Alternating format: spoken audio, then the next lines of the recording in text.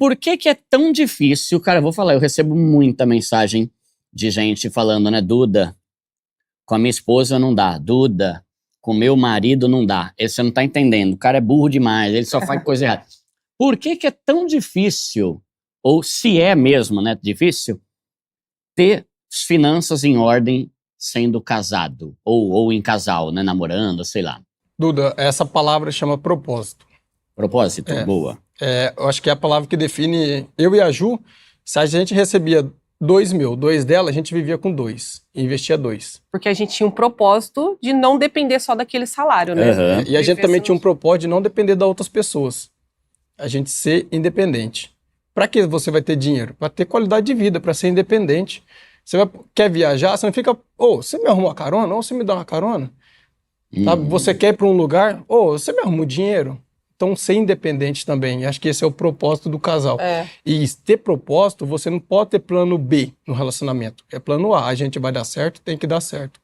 Porque hoje a gente vê muitos pais que passam a mão na cabeça dos filhos e a primeira briga que o filho tem entre ele ou a esposa, ou ela, seu parceiro, mãe, aqui não dá mais. Vem para casa do pai, filho. Vem para casa da mãe. Não é assim. Ô filho, resolve aí. Filho, ô filha, vê o que vocês... O que aconteceu dessa briga, que todo casal vai brigar. São pessoas diferentes, né? Numa cultura diferente, tanto dela quanto a minha. Dentro, a casa dela é uma, a minha casa é outra. Então, vem de uma cultura, ela vem de outra cultura, mesmo morando no mesmo país. Mas são pessoas diferentes. Então, vai ter momentos que ela não vai gostar de uma coisa que eu faço, como eu não vou gostar também. Mas isso aí é o quê? Quando o desentendimento é um momento de ter entendimento. Não deu certo, por quê? Tenta entender. E aí a gente vê também muitos casais que começam a vida, mas sempre com plano B ou plano C. Eu vou, se não der certo eu venho. Eu volto. Eu volto. Então eu saí da cidade de 2.500 habitantes, vou para Campinas. Quantas vezes eu escutei, vai, tenta, se não der você volta. Mas eu já tinha na minha mente, não. Eu vou para dar certo. Tem que dar certo. Eu acho que além da falta de propósito, se você chegar em um casal agora e falar qual é o seu propósito de vida, o propósito, a meta de vocês dois para daqui 1 ano, para daqui 5 anos, as pessoas não têm. E eu acho que além disso também tem muitas crenças limitantes. Então a gente veio de uma cultura com muitas crenças. Então eu não sei se eu tô vivo amanhã, dinheiro foi feito para gastar, eu trabalho tanto, eu mereço. E isso no relacionamento prejudica muito as finanças. Às vezes é só um dos dois que tem, a gente recebe muitas mulheres que falam, Ju, a gente atendeu mesmo faz pouco tempo, uma mulher que falou, ela fez sozinha a consultoria com a gente, falou, eu queria muito que meu marido estivesse aqui, mas ele fala que isso não serve para nada. Então tem muita mulher que tenta dar um jeito no relacionamento, não consegue, ou tem que fazer sozinha, como também tem muito homem que procura a gente porque a mulher gasta demais, e aí por causa das crenças, né? Então eu preciso estar bem, as mulheres às vezes gastam muito com vaidade, então eu preciso estar bem por causa do meu trabalho, eu preciso estar bem para eu me sentir bem, eu preciso estar bem cuidada. Então, tem crenças dos dois lados que prejudica muito o relacionamento e o dinheiro acaba se tornando um problema. E tem esse negócio, né, que é fogo, né, são pessoas, tem até aquele livro, né, homens são de Marte, mulheres são de Vênus, né, que fizeram até um filme, né. Às vezes você junta no mesmo teto, 2 pessoas tiveram uma estrutura e uma história totalmente diferente, cultural, com relação a tudo, né, é igual quando você vê um casamento de alguém que sempre foi muito pobre, alguém que sempre foi muito rico. Cara, mas vai dá pra resolver, mas vai dar tanto rolo, porque a experiência de vida de um foi totalmente diferente de outra, né? Se coisas bestas já dão briga, né? Tipo, eu já vi casal que briga porque o papel higiênico tá assim e o outro gosta que o rolo fique assim, né? Sim. Quanto mais coisas relacionadas a finanças, né? A gente costuma falar nas nossas palestras que a gente faz, a gente leva uma sacola de mercado. O Gil, na família dele, ele pega como que é? Sacola de mercado, ele amassa e coloca dentro de um outro saco. Da outra sacola. Eu cresci, se você for na casa da minha mãe e do meu pai, a gente enrola a sacola e dá um nozinho com a sacola. E aí... Depois tem que desenosar, né? Olha o Mas cabe mais sacola dentro de um saco. Só que eu não vejo necessidade de eu brigar com o Gil por causa de uma sacola e ele não vê necessidade de brigar comigo por causa de uma sacola. Então, no relacionamento, se você quer ter...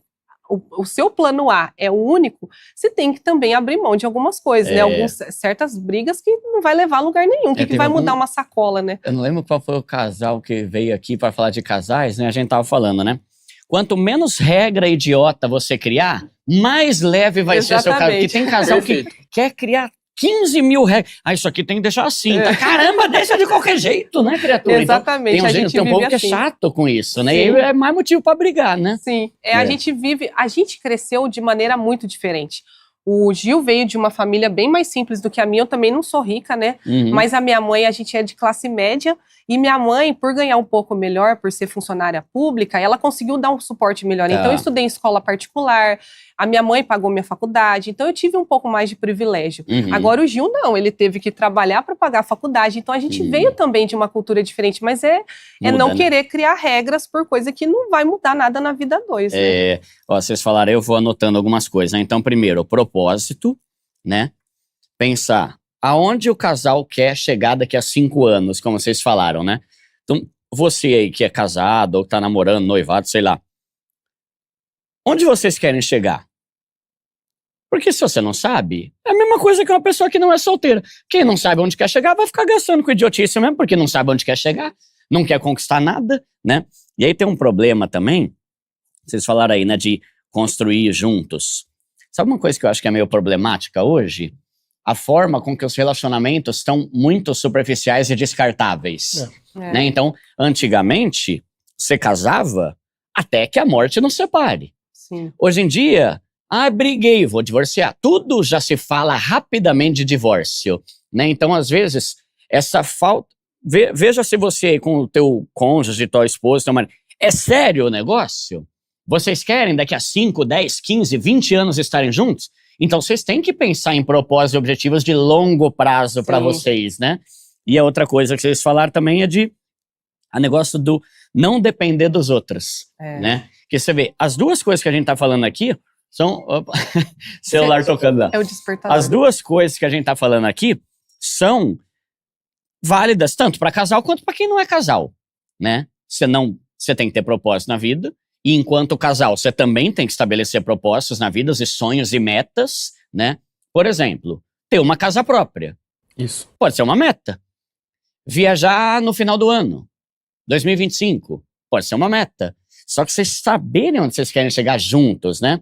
Só que aí a minha pergunta é, como que um casal consegue lidar com desejos que são diferentes? Porque a gente tá falando que o homem e a mulher, ou a família, vem totalmente diferente. Então a gente vê muitas vezes mulher que gosta de gastar dinheiro demais com bolsa, ou homem que gosta de gastar demais com roda grande no carro, né? Sim. Como lidar com esse tipo de diferença nas finanças de um casal? Para que não seja controle. Não, tem que ser do meu jeito, sabe? Porque tem vontades diferentes, né? Eu acho que é falando abertamente sobre dinheiro. Organizando as finanças, a gente fala isso nas nossas consultorias, e até no próprio perfil de Maneira de Graça, você consegue dividir o seu orçamento com o que é essencial para o casal, do que é desejos e lazer, e separando o que é desejo e lazer também para cada um. Então, se um de vocês do relacionamento tem vontade, por exemplo, de fazer uma progressiva, sei lá, uma mulher tem um pouco mais de vaidade, ela pode fazer isso. Assim como o homem pode Colocar a roda no colocar carro. a roda no carro. Não pode. É o sonho do Gil.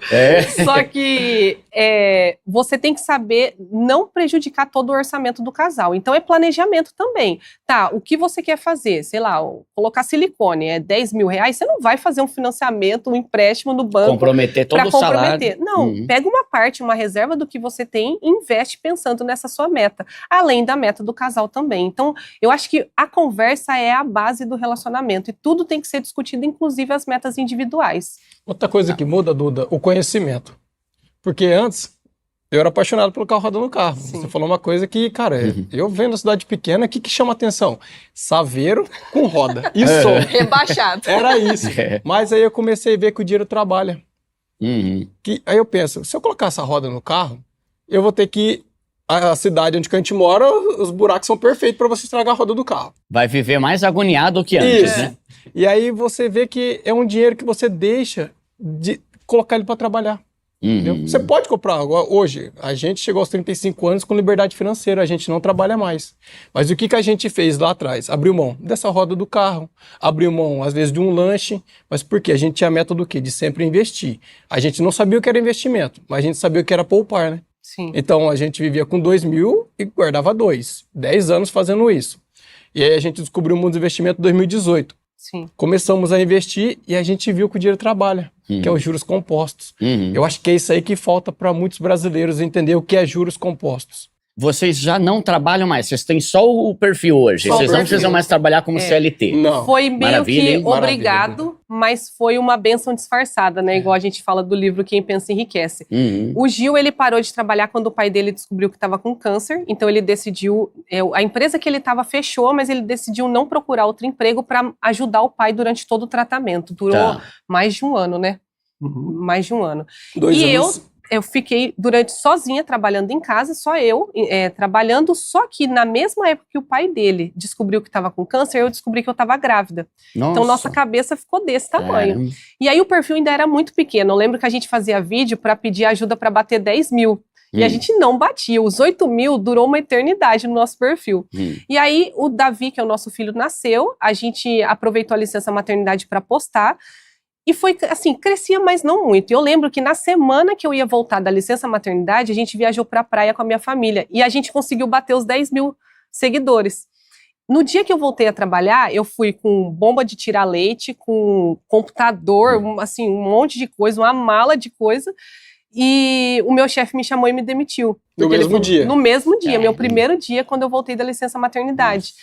E aí foi um choque, mas ao mesmo tempo eu falei, caramba, vamos focar as nossas energias só no perfil. E aí a gente começou, como o nosso filho já estudava assim, né, já fica na escola, em período integral, a gente aproveitou esse período para postar o máximo que a gente podia. Então a gente trabalhou pela primeira vez focado só no perfil. E aí um mês depois a gente bateu 100 mil seguidores. E aí depois foi só crescendo.